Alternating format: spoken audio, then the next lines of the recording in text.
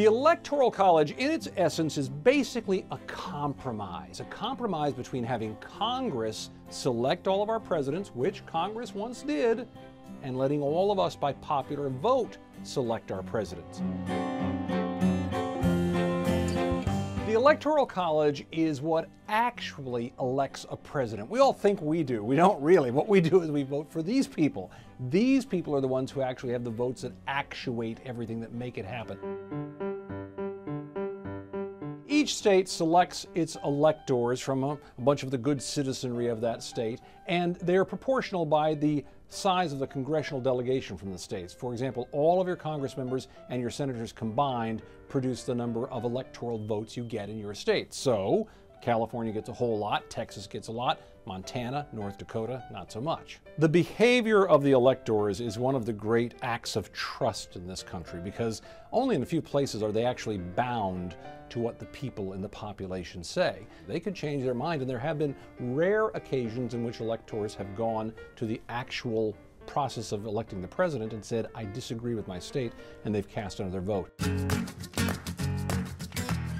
One of the big reasons you always hear for the Electoral College is that it evens out power a little bit. If you just had a popular vote, then the most populous states would really consolidate all the power. And if you lived in a place like North Dakota, you would have very, very little influence or ability to create any influence unless you banded together with a bunch of other states. And beyond that, all the campaigning would only happen in giant population centers. The biggest con you hear is that it can override the popular vote. People can triangulate the electoral votes and actually win the presidency when most of the people in the country do not want that person in the Oval Office.